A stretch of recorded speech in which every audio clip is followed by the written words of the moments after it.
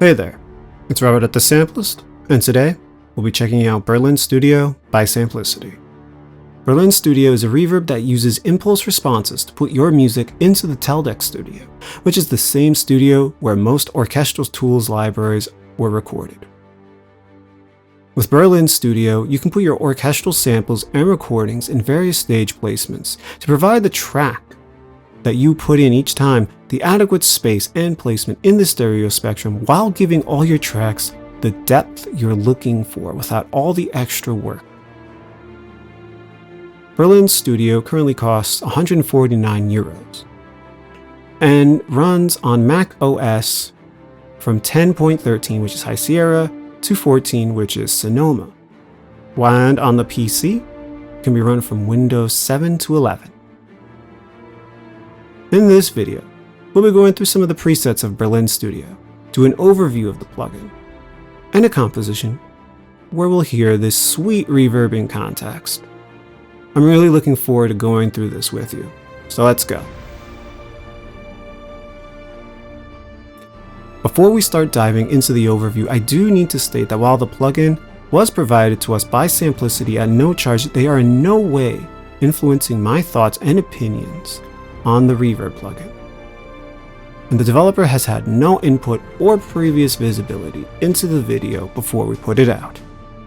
With that said, let's go. Alright, so let's check out Berlin Studio. Let's go over the UI first before we go into the sounds. So we have the woodwind selected here. So let's just start over here. We have the recording stage. So over here you can choose where you would like to put your instrument, your recording, your sound effect, your synth. There's also the front stage wide and mid stage wide, which I think are really cool for synths and whatnot. Put the flute back there. You can also choose your plugin, your preset here. Turn it on and off. We have your input signal here, which is by default at -6. You have your EQ here, which you're able to set up for each mic, including as well as the source sound and the output. You have 4 bands, and you can toggle through the bands here. You can also choose how you would like to EQ a certain area, toggle a band on and off, and you can also change things with the knobs here, turn it on and off here, as well as here. So let's start with the input and the source. We have your fader levels here. You can mute the source and solo it. You can also adjust the panning, kind of.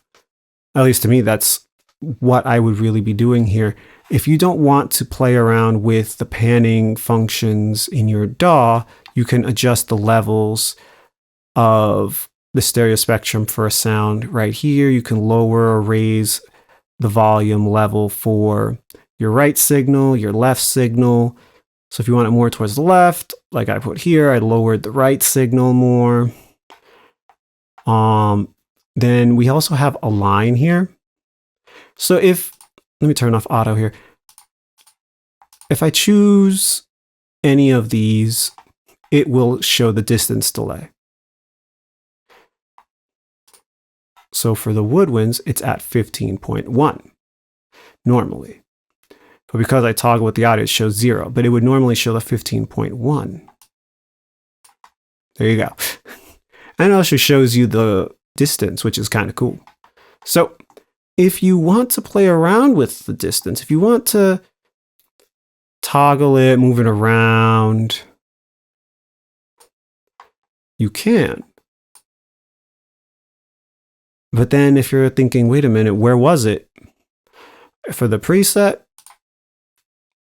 go back to auto, and then it'll automatically put you back at the 15.1 milliseconds, at least for here.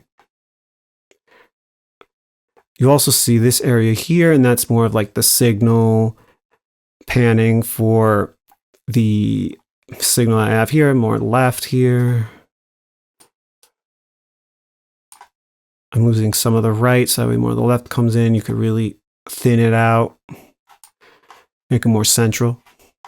Anywho, next, we have the Deca tree mics here, and the AB pair mics, surround mics. You have their EQ. You can mute each one, solo each one.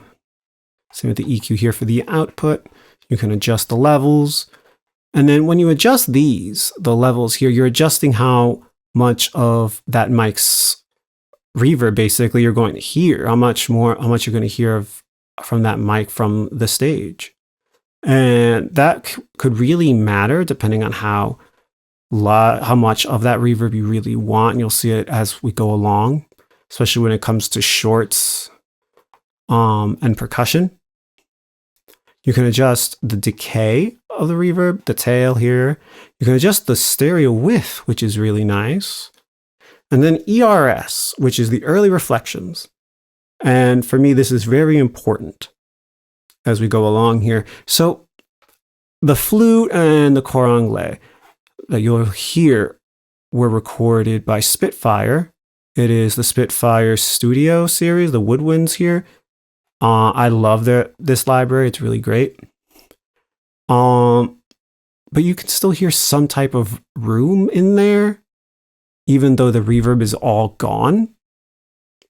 So for that, you can adjust the early reflections in the Teledex stage here, in the Berlin Studio reverb, so that way it doesn't mess with the early reflections in the room sound that the instrument was recorded in. It's very helpful. So I'm going to play each one of these dry, and then I'm going to turn on the reverb. So let's get right to it. So we have flute.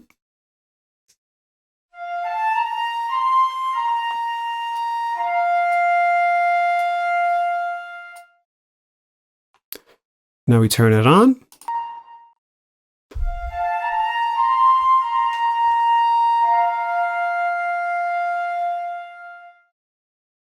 You can already hear the depth. You can already hear how different it sounds. Next, the English horn.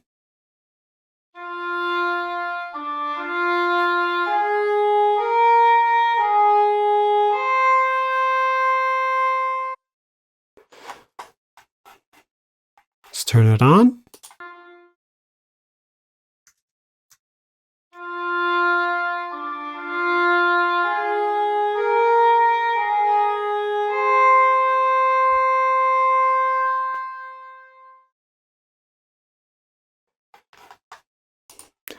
It's like we're at the stage right now. Sweet. Now, let's have the horns solo. And we're really going to hear it here as well as with like the shorts and stuff. You're really going to hear a difference.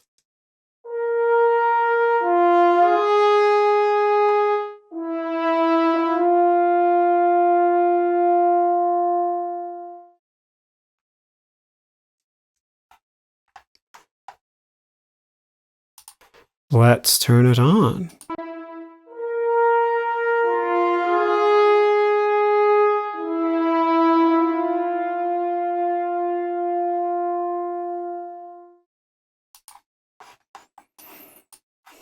I have that for bells up. Let's go to horns normal. They're the only one I've noticed. Well, them and the percussion are the only ones I've noticed that have 3 different settings, which is really cool.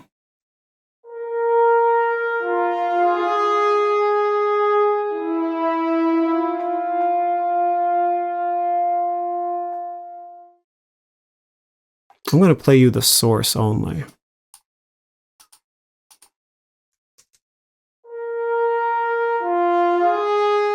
So you still get that dryish sound, but it gets really overshadowed once you add all of these in. For this, I didn't do any real changes with mic positions, just so you can really get more of that idea of what's going on. Let me lower the source now. And I will lower some of this just a little.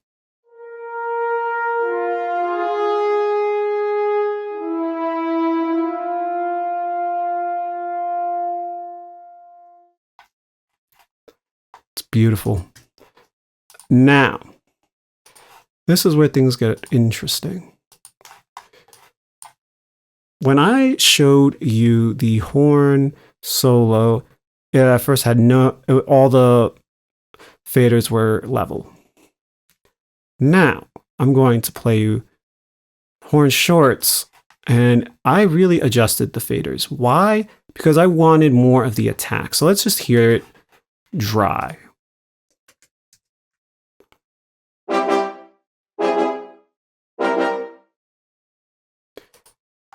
And now let's hear it with the reverb on.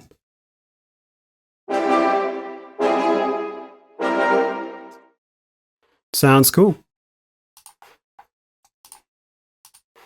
Now let's hear it with the reverb at all leveled out here.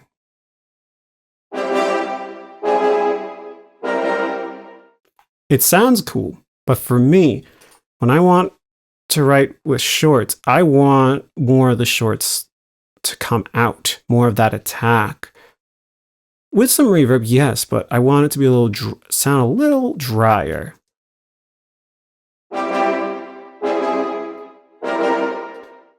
And it really does that for me.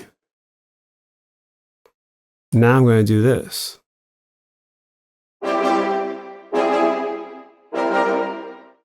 Now it really sounds like it's towards the left.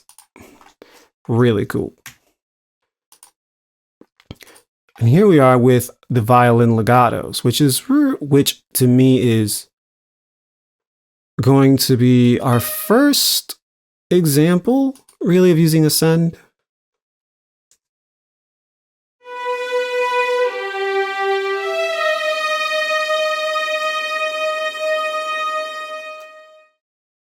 Now let's go an octave up.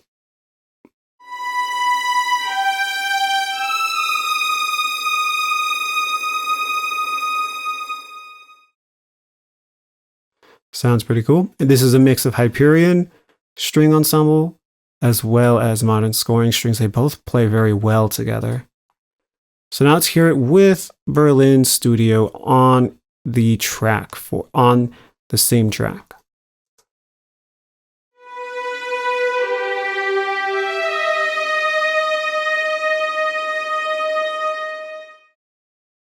Beautiful and lush.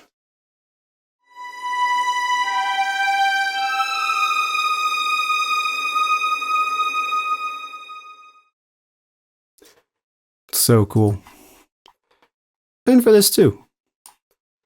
It's really more towards the left, right? So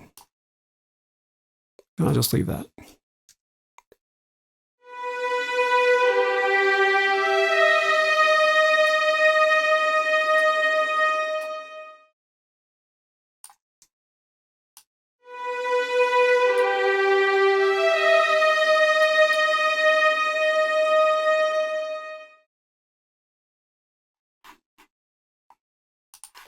Next, let's play it actually with the ascend. Before I forget. So I'm going to play it. Let's say we have this setup. I'll lower that a little. So let's say I have it like this. The source and everything is there, and I have it sent like this. And I think, yeah, I want it to go right to it because it sounds great.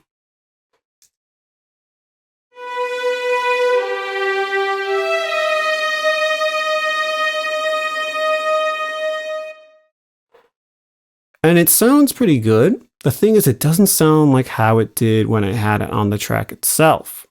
So now because we have it as a send, we're having like the source going to it, yes, but we also have more of it, a lot going on over here as well, a lot of the sound here. So we mute the source on the bus.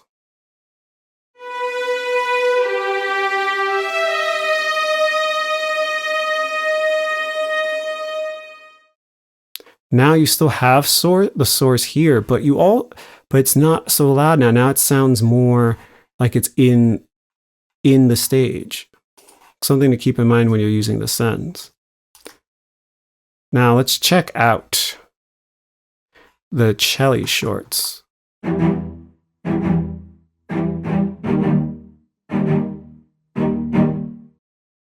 Sounds really cool. Now let's hear it with reverb.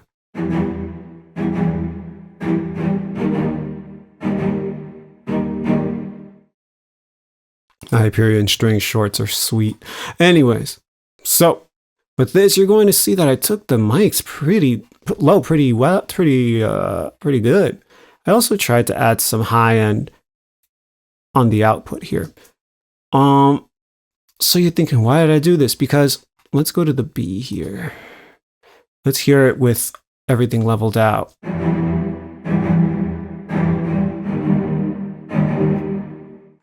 So we're on violin. Sorry about that.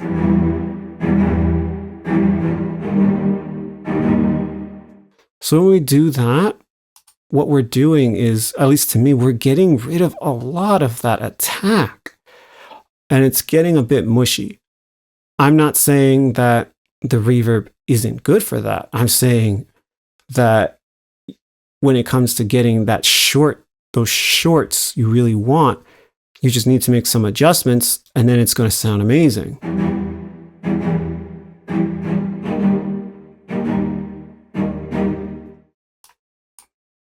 Let's push it a little more. Get rid of some of these too, because still a little room.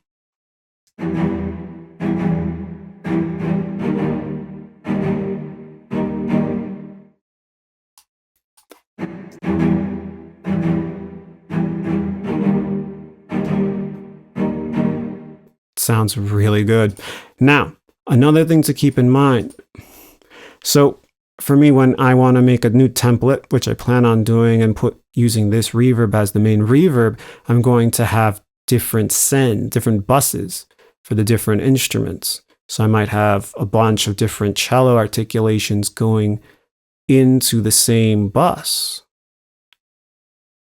And let's say I do that, and let's say I have cello longs and cello shorts all going to the same bus. Let's just say I'm doing that. I would probably have the shorts and the longs separate. Let's say I decided to have all the articulation, shorts and longs for the cello in the same bus. What I would have to do then is cater more, I would think, normally to the longs. So let's hear how that sounds just like that.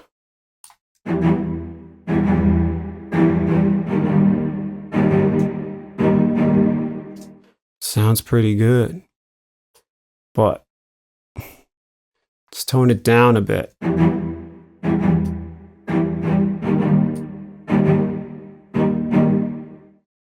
To me, now we're getting more definition from the attack, which is what I really want. When we have that definition from the attack, I think it really helps it come out more.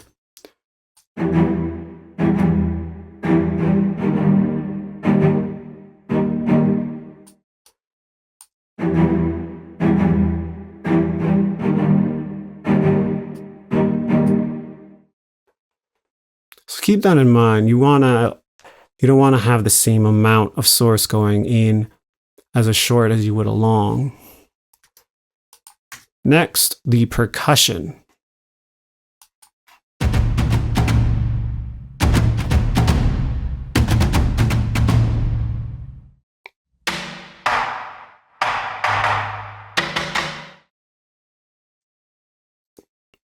So, it sounds pretty cool, but now let's add some of the reverb here.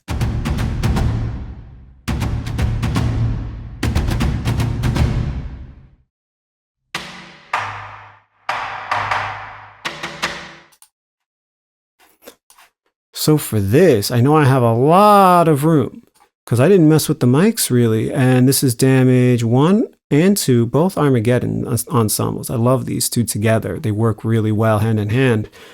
And I really lowered the early reflections to show that. I I also lowered a lot of the mics. Maybe I could probably get away with some more here.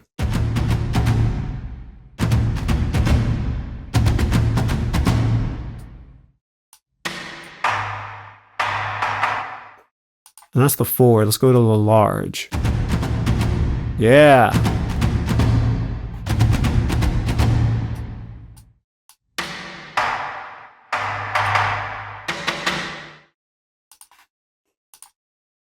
Another example for the percussion is the timpani.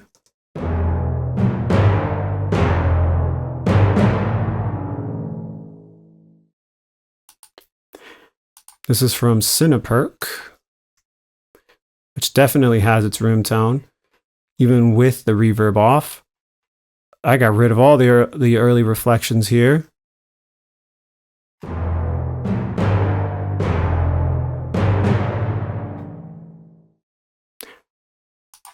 I think it does a great job letting it slot right in. Overall, this is really cool, really well done, very easy and user-friendly. That's, to me, the best part, user-friendliness. If I have a deadline for a project and I'm trying to dial the reverb just for a type of track, whether I'm going between something that's more melodic and soaring and then something that's more actiony, this is easy. This is very, very easy to line up for a reverb. It's very well done, very well thought out. Next, we're going to check out a composition, which is from the old Hyperion strings video I did using this reverb, and I hope you like it.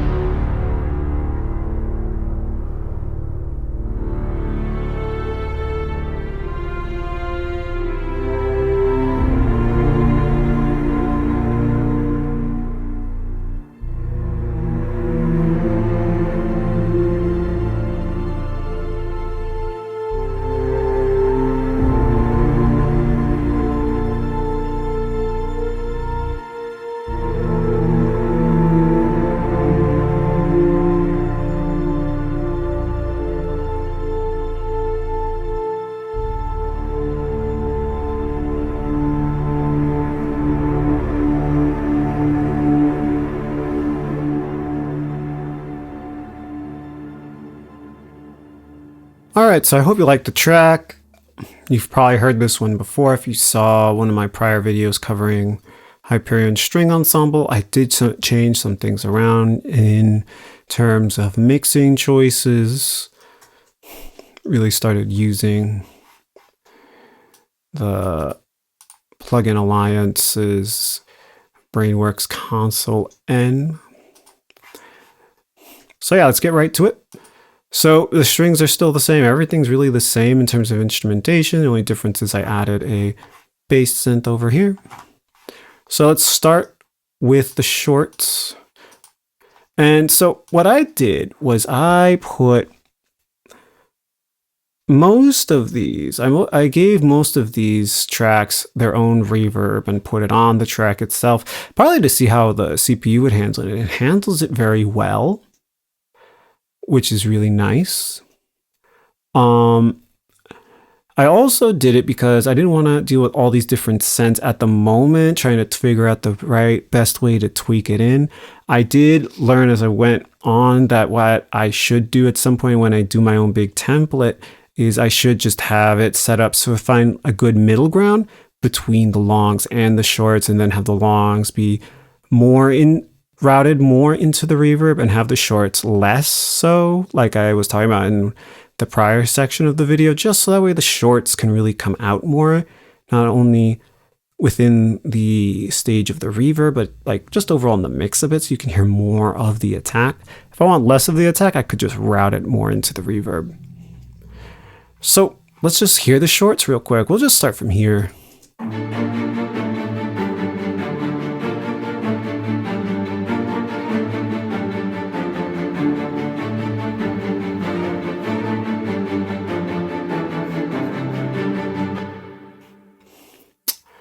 Let's take a look at some of these.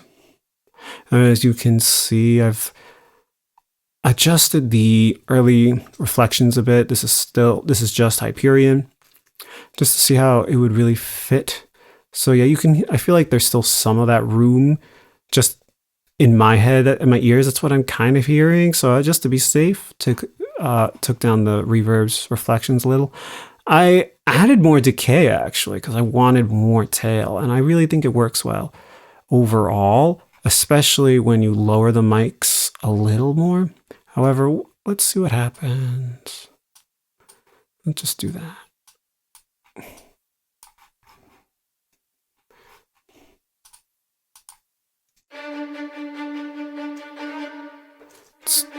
It's pretty similar to how it was before, I believe.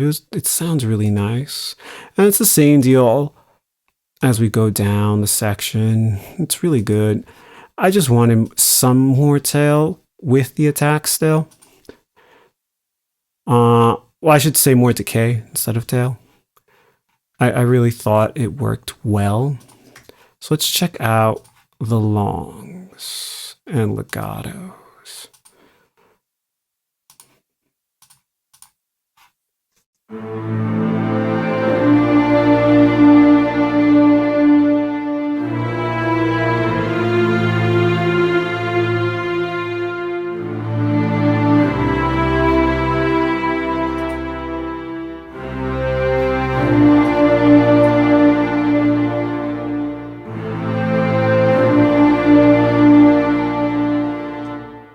So you'll notice the difference here between the longs and the shorts are the big difference here really is the difference in between.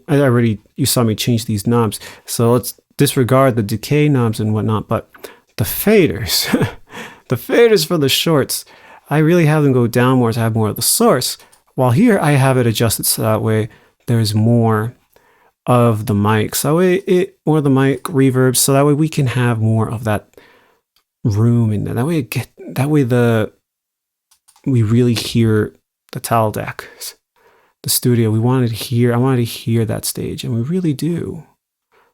Let's go over here.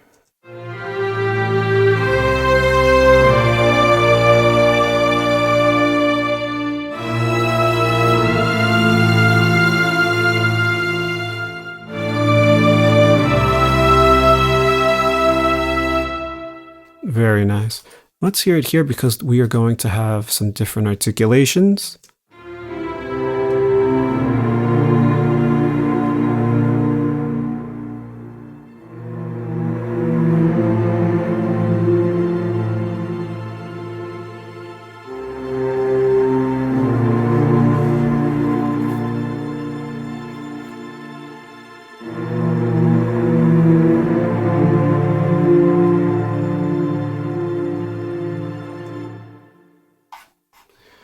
so beautiful. Wow.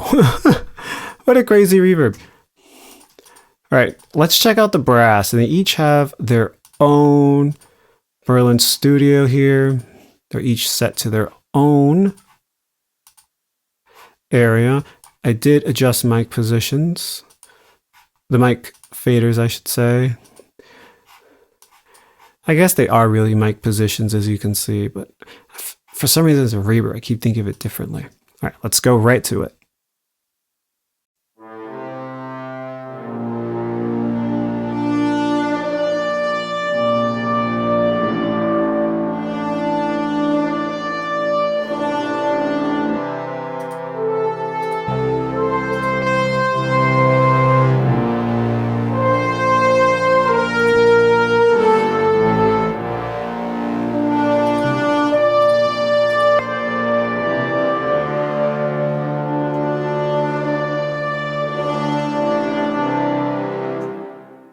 What a difference.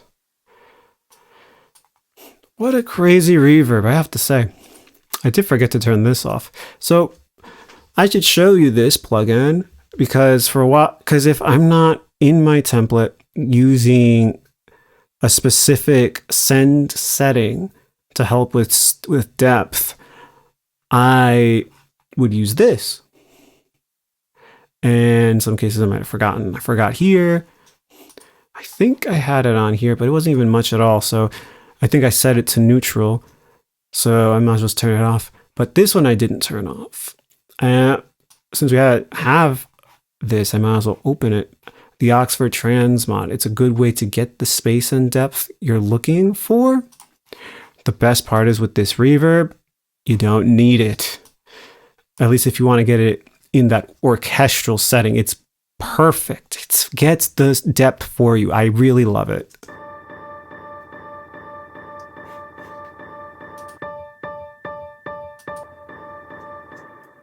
Like, you hear that for this piano? Insane. Completely insane.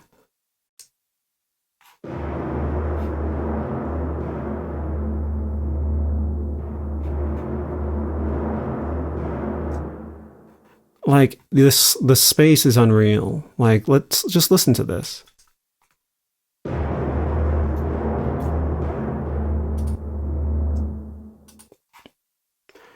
It's awesome. I even have the booms going to it. However, this is where there is a bit of a difference. I have the booms along with most of my percussion going to buses. And I wanted to do that because I wanted a certain amount to go to the bus while still having a lot of that source sound come through. Because if I put it all the way through, it might sound more drowned out. It might need more work on it. And I have the percussion for the most part in the same setting here, which is percussion large. And I thought it fit for the most part for all of the percussion except the boom. The boom I put in front and wide. Maybe in the future I would probably put it percussion forward since it's more central. It suits right now where it is just fine. Let's listen. It's kind of cool how it's pretty wide. So let's go on. I have the pad doing its own thing, which is a synth pad.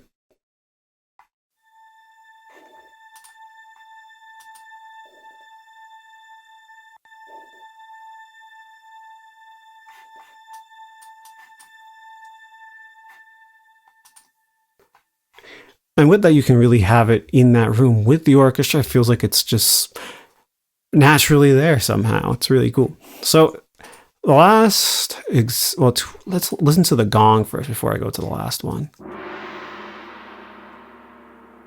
It sounds really nice in there, deep in the stage.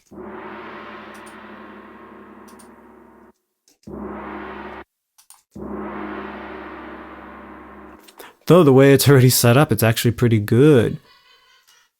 The reverb just puts it further in. What I would do probably is put less of it next time. because it still has, I guess, that depth to begin with, probably doesn't need it too much. So I'd probably next time just do something like around here, maybe even less. So the last one would be my percussion, which is a mix of damage 1 and damage 2. I love mixing these two because they really fit what I need.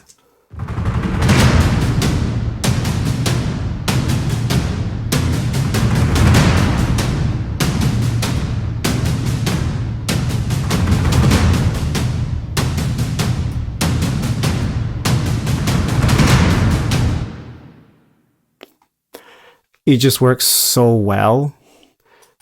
And here I do have it going up quite a bit. And that's because I lowered the source quite a bit too. Found a good middle ground.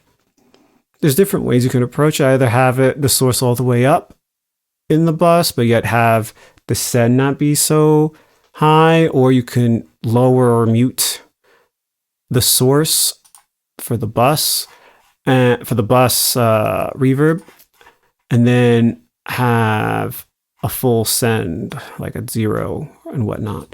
It really works well. I really love how everything can fit. You can tweak it however you want, so that way it fits perfectly in the mix, perfectly in the stage.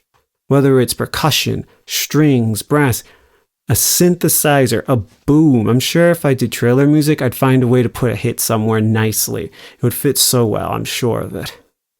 This is the best reverb I have right now, and I'm going to keep using this. This is insane.